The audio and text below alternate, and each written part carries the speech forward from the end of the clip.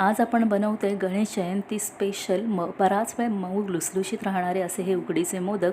तर त्यासाठी मी समप्रमाणात 1 वाटी नारळाचा चव आणि 1 वाटी गूळ घेतला आहे। एका पॅनमध्ये अर्धा चमचा तूप घेऊन त्यावर फक्त खोबरं कोरडं होईपर्यंतच आपल्याला परतवून घ्यायचं आहे, लालसर करायचं नाही आहे।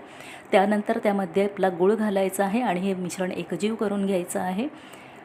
त्यामध्ये चिमूटभर मीठ घातलं आहे मी, 1.5 चमचा वेलची पावडर आणि त्याचबरोबर 2 चमचे इथे ड्रायफ्रूट्स पावडर घातलेली आहे। त्याने चव आणखीनच वाढेल मोदकाची आपल्या।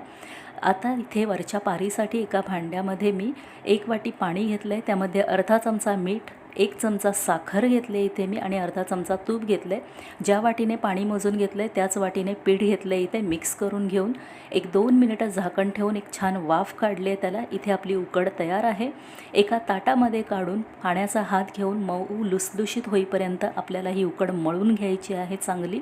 आता एक नवीन ट्रिक सांगते तुम्हाला। इथे मी तांदळाची पिठी घेतलेली आहे आणि लिंबा एवढा गोळा घेऊन त्यावर ह्याची पारी मी तयार करते। उकड तुम्ही जितकी चांगली मळाल तितकेच मोदक तुमचे मस्त मऊ लुसलुशीत असे तयार होतील। तर इथे बघू शकता अगदी इझिली माझी पारी इथे तयार होते। नवशिक्यांसाठीही काहीही अवघड होणार नाही आहे। अशा चिमट्या घेऊन इथे कळ्या तयार केलेल्या आहेत मी, वाटी बनवून घेतले, त्यामध्ये तयार सारण भरून एकाच डायरेक्शनमध्ये गोल फिरवून असा हा मोदक आपल्याला तोंड बंद करून घ्यायचं आहे त्याचं। आणि किती सुंदर सुबक असा कळीदार मोदक आपला इथे तयार झालेला आहे, तुम्ही बघू शकताय। अशाच पद्धतीने मी सगळे मोदक इथे तयार करून घेतलेत। आता वाफवण्यासाठी एका पसरट भांड्यात पाणी घेऊन त्यावर चाळण ठेवले, त्यावर एक सुती कपडा ठेवून घेतला आहे।